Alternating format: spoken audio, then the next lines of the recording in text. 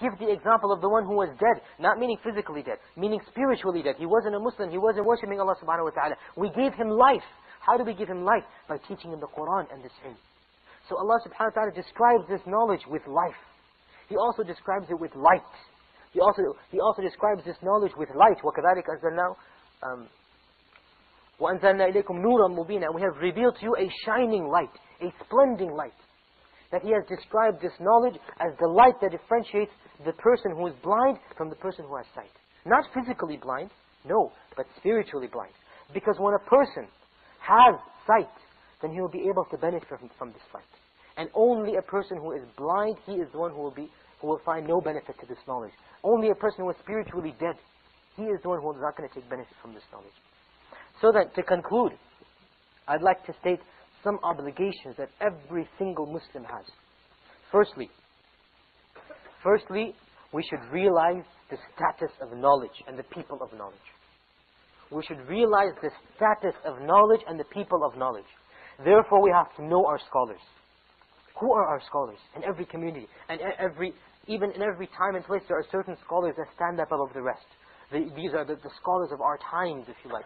Also, every community, every country, every city, every masjid, look around and see who are the people of knowledge. And respect them. And look up to them. And give them their rights. And don't ridicule them. And don't make fun of them. And don't talk bad about them. And don't talk behind their backs. No, these are the people of knowledge. So Allah subhanahu wa ta'ala and His Messenger have given them such a status that if you make fun of them, then how can you ever be amongst them and with them on the Day of Judgment?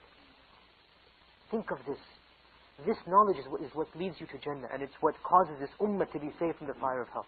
So when you make fun of your people of knowledge, and when you ridicule them, and when you look down upon them, even if it's only with your heart, how can you be with them on the Day of Judgment?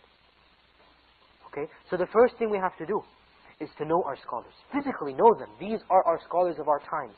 These are the scholars of America. These are the scholars of this community, or the students of knowledge. Many times, in many places, we don't really have scholars. We have students of knowledge. Okay, an alim is a big thing to say. It's a big thing. So we have, talib al-ilm, a student of knowledge, someone who is studying Islam.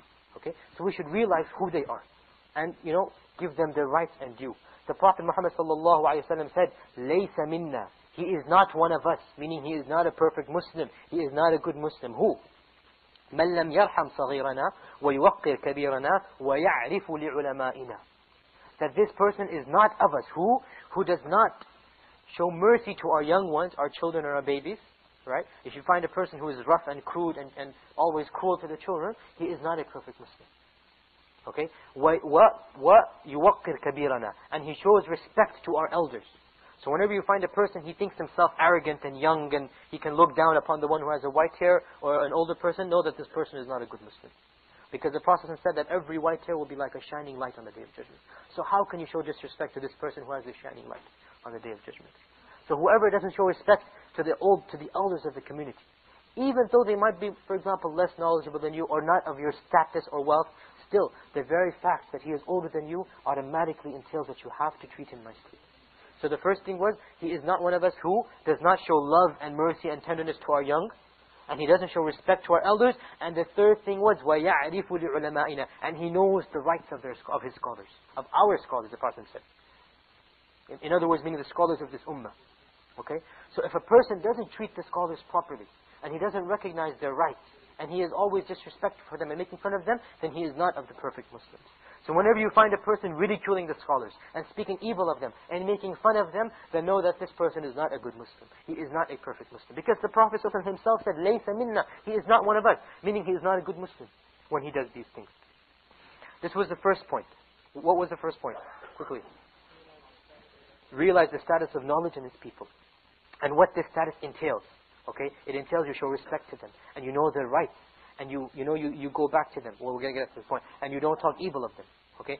The second point that I'd like you to emphasize and to realize is that when we understand the status of knowledge and the people and the status of the people of knowledge, then this automatically implies that we should go back to them for every problem that we might have.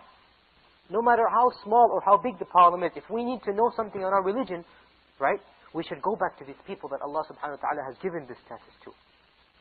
Allah subhanahu wa ta'ala says in the Quran, فَاسْأَلُوا أَهْلَ الذِّكْرِ إِن كُنْتُمْ لَا تَعْلَمُونَ. Ask the people of the zikr, meaning the people of knowledge, if you don't know. If you don't know an answer, don't make it up. Don't think an answer yourself. Don't think, well, I think Islam says this. I feel good if Islam would say that. I feel bad if that's no. If you know the people of knowledge, and you know their status, and you know the rights that Allah subhanahu wa ta'ala has given them, and the blessings that He has given them, then this automatically implies you go back to them whenever a situation arises where you need them. So the second point that I'd like you to realize, and implement, this is practical points I'm telling you. Not theoretical concepts, practical points.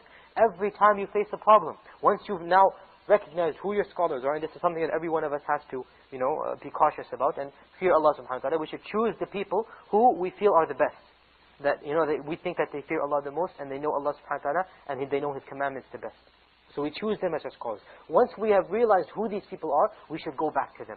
These scholars and these students of knowledge. Go back to them every time we face a problem. Is this allowed? Is this not allowed? I came into this situation. What should I do? What is the solution to this? How can I avoid that? Always, because many of us are not qualified to go to the Quran and Sunnah ourselves. Most of us, in fact all of us, So we go through the scholars. We go through the students of knowledge. Okay? Like the Prophet ﷺ said, أَلَا إِنَّمَا شِفَاءَ الْعَيِّ السُّؤَالِ.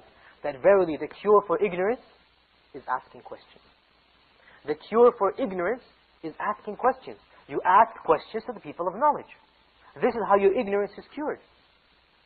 That the cure for ignorance is you ask questions. If you don't know something, don't just sit there quietly. Don't just go on with your life. No. Go and ask someone, I did this. Is this allowed? Is there a penalty upon me? Must I do something? I'm going to get involved with this type of transaction or this type of deal. Is this allowed for me to do so? And when a person does this, then inshallah Allah subhanahu wa ta'ala will make his life full of barakah, full of good.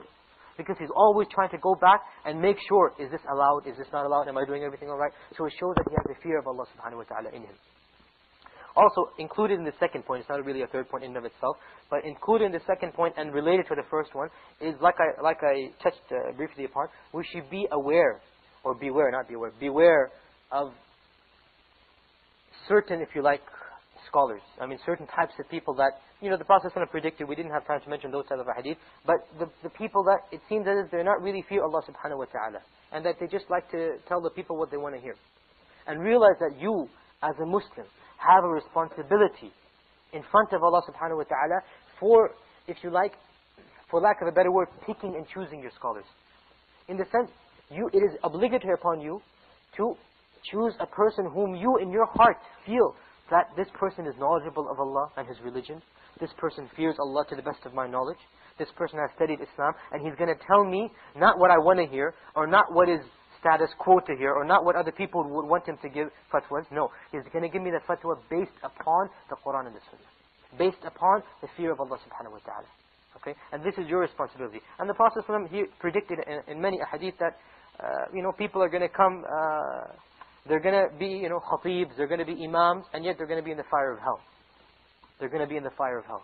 They're going to have positions, they're going to have statuses, people are going to think that they're people of knowledge, and yet they're going to be in the fire of hell. Why? Because they misled people. They made them go astray. So this is your responsibility now, as every Muslim. Every Muslim now has to look at those scholars whom he feels. And this is something that you have to, obviously there are ways and means that you use, but every person must in his heart feel comfortable with the person that he has chosen. So beware, I'm saying, of scholars that sell their fatwas, if you like, Yani buy a fatwa for $5 or something, you know what I mean? Beware of those type of scholars. No. You should go to the ulama. The ulama are those who fear Allah subhanahu wa ta'ala. Those that will give you a fatwa or a verdict based upon what Allah and His Messenger says, not based upon what the culture or the norm or what people want to know. So this is just a side point to this second one. The third aspect, and obviously this is understood throughout the whole lecture, is try our utmost to be one of the students of knowledge. And you have to realize, when we say a student of knowledge, it doesn't necessarily mean that you leave your job, you quit, you hand in your resignation paper, and you just go and study in Damascus or Syria or Medina. No. You can be a full-time worker, a full-time employee, and yet be a student of knowledge at the same time. You just have to change your perspective and outlook on life. Instead of wasting 3 hours in front of the television when you come home, right? Open up a book. Okay? Instead of talking on the phone, wasting your time with people and not doing you any good, take some lectures and cassettes and listen to them. It's just you have to change your perspective and outlook on life. Many people, they have this differentiation and categorization. Student of knowledge, non-student of knowledge. Student of knowledge is he who goes out and he has to leave his country and go sit with a sheikh. Of course, this is the best. And if you can do this, alhamdulillah. If you can't, Don't pretend that you can never become a student of knowledge. No. Start. It's never too late to start. The point is you have to change your outlook on life. If you're working 8 hours a day, fine. You need to sleep 8 hours, fine. You need to spend some time with your family, 3-4 hours, fine. The rest of the day, at least an hour or two every day,